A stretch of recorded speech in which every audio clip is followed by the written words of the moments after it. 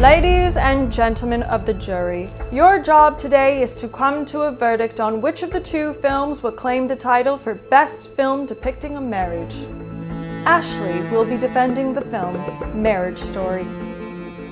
Alex will be prosecuting for the plaintiff with the film Anatomy of a Fall.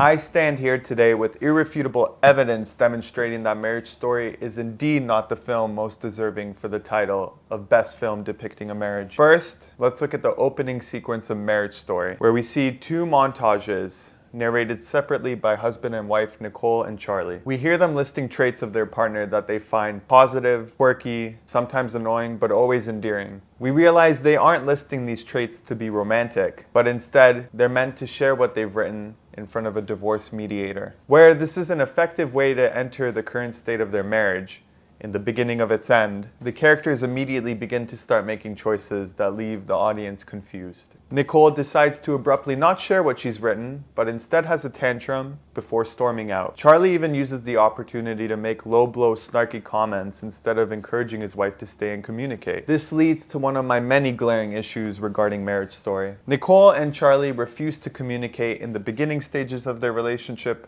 and certainly throughout the divorce proceedings. They now complain they've been robbed of their youth, lost job opportunities, lost their voices, and either due to the other's selfishness or their own sudden displeasement in life. These are fundamental questions that should be posed together when advancing in a relationship. We are meant to believe that Charlie and Nicole never had these discussions, or that one or both of them were lying to their partner or themselves. And if so, I have an altogether new problem. Why should I condone and care for these people? I understand that divorce is a reality to many people. However, here we're meant to follow a semi-successful actress and playwright, both standing for opposing cities representing the pillars of the American dream. Again, Hollywood decides to make a movie where the lead characters are in the entertainment industry. It's an angle far overdone and does not help the audience relate to the characters at all. Why should we care about Charlie when he has enough money to fly back and forth between Los Angeles and New York just to go trick-or-treating?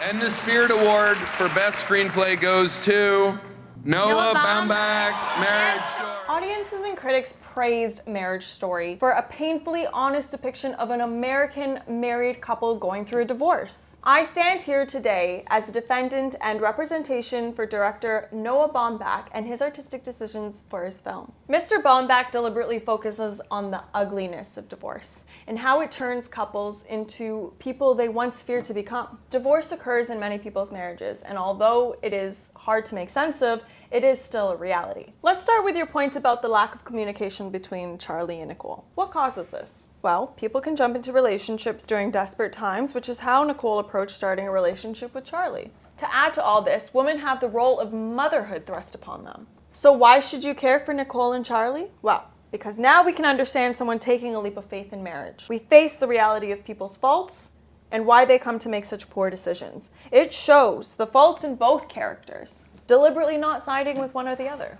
Fine. People are flawed, as you say. I still take issue with the film robbing me of my time to end up not feeling for any of these characters. Charlie's blindness to Nicole's needs throughout the 10 years is so inconsiderate, it's borderline narcissistic. And when things aren't as Nicole pictured them, her method of solution is the be-all, end-all strategy. We have to go along with their rash decisions that eventually traumatize them and their young child, Henry. I feel sympathy for many cases of family separations, but a certain amount of credibility gets lost when neither parent really makes an attempt at communicating and being honest. I do not believe that Charlie and Nicole's relationship was at a point of no return. Before proceeding in divorce, why did they not attempt a bi-coastal separation? Why did Nicole hire the lawyer, when she very well knows of their shark-like nature and the financial consequences it'll have on her and Charlie? And that was something they agreed to never resort to. Where were we shown their effort to maintain their relationship and happiness? People are prone to act on pride. Not at the very least a dignified couple who believes that even in discussion of their future separation, they think they can go ahead without lawyers. The director refrains from using flashback sequences to show the couple's potential attempts to mend their relationship. We are dropped into the start of their separation, and trusted to believe that efforts were made prior. And to believe the love they once shared for each other is clearly shown in their performances throughout the film. Then let's talk about the performances and dialogue. I can completely agree. Their sequences and dialogue are no more inspired than your grade 10 drama class skit.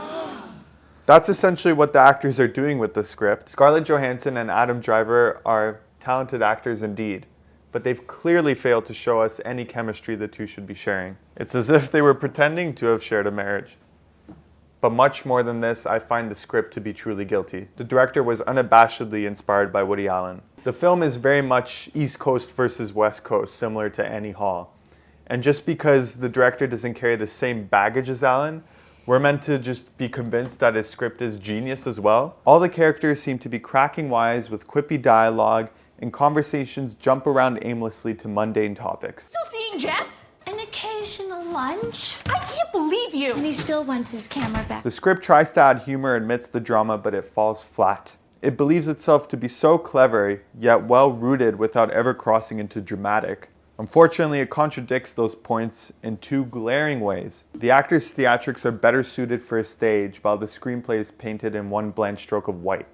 We should really be seeing the vast array of colors that make up an individual person and their relationships. And actress Sandra Hüller, she beautifully talks about her approach to playing the mother in Anatomy of a Fall. If we speak about colors, painting a character, it was the main color that I was playing with because it was a very important part that nobody really cared about because they were just busy with the question if she's guilty or not. Let us move on by examining the plaintiff, Anatomy of a Fall. We can see director Justine Triet and actress Sandra Hüller were very meticulous when writing and making their film. It begins with Sandra, an author. She's at home being interviewed by a graduate student, while her husband Samuel works in the attic above. Beneath the surface of 50 Cent's PIMP instrumental, playing on repeat by Samuel, we sense a deep, unsettling tension between husband and wife when Sandra abruptly ends the interview. The screenplay avoids being on the nose, so the audience discovers the drama while reading in between the lines. Was that same courtesy granted to the audience for Marriage Story? Continuing forward, the student leaves, and shortly after we see the couple's nearly blind son, Daniel, go for a walk with his dog, Snoop. When he returns, he finds that his father has fallen from the attic to his death outside the family chalet. Did he fall, or was he pushed? Sandra is tried for the possible involvement in her husband's suspicious death. The audience follows the story like the jury follows the trial. We meticulously peel back the layers of this marriage. Much of the information granted to the audience is provided by the prosecutor, who's sculpting Sandra to be undoubtedly guilty. This is by design, and unfortunately in many cases, it presents a major flaw in our judicial system. We begin to uncover the complexity of people and their relationships, when isolated incidents are brought to light and then twisted to become fiction. Unlike in Marriage Story, where the screenplay is constantly telling us how complicated their characters are, here we are allowed to discover them for ourselves. Sandra Hüller remarkably portrays the character by never overstating her emotions. Her responses to the prosecutor have purpose and strength, all the while she struggles to put together sentences when maneuvering between English and French. The actors were given much more to play with in order to become three-dimensional, as opposed to Scarlett Johansson's character, who's nearing a villainous portrayal as Nicole in Marriage Story. Objection, Your Honor. Where is this going? Overruled. You may proceed. We come to a well-placed flashback sequence, introducing us to Samuel having an argument with Sandra the day before his death. Till now, we have only spent time with Sandra, building a trust not entirely in her innocence, but in the authenticity of her character. Finally gaining the husband's perspective, their dynamic becomes richer, and we see Sandra's dominance over her husband. She seems cold, possibly manipulative, over an emotionally insecure Samuel. The accident that left their son Daniel blind was indirectly the fault of Samuel. His guilt pledged him to homeschool their son. Over the years, Samuel struggled to balance the responsibilities he placed upon himself. He became unhappy, and Sandra was caught in a crossfire of resentment when she would not pity the consequences that he was facing. Sandra's attitude was more rational and forward-thinking than her husband's. Marriage Story has a similarly notorious argument sequence. Both steadily build to where the characters get tunnel vision and their resentment bursts out in animalistic attacks. The difference lies in the information the audience has received leading up to the climax. In the case of Anatomy of a Fall, the tragic incident with Daniel is a compelling trajectory into the character struggles. Where if that were the only purpose of the character of the son, his handicap would be a gimmicky plot device. Instead, we align with Daniel's questions and curiosity as he gains the information about his parents' relationship, just as the audience does. Nicole and Charlie's son, however, serves no real importance to the story. If anything, his unaccounted for mood swings always come at a time when it's most inconvenient. His decisions are so perplexing and annoying, you struggle to know if he's meant to serve as devil's advocate in his parents' separation, or if it's all the fault of some really poor parenting. Anatomy of a Fall is meant to be interpreted differently amongst its viewers. We are eagerly following Daniel's perspective until the end, where we learn a key piece of evidence. This knowledge is strictly subjective, yet for those of us that want to believe in it, we get a crystal clear understanding as to what happened to Samuel. But those who want to dig further can. In either case, we are left heartbroken and feel immense empathy towards each individual of the family. Ladies and gentlemen of the jury, you've heard the long testimony. It now becomes your duty to sit down to try and separate the facts from the fancy. I urge you to deliberate honestly and thoughtfully. We will collect your verdict in the comments below.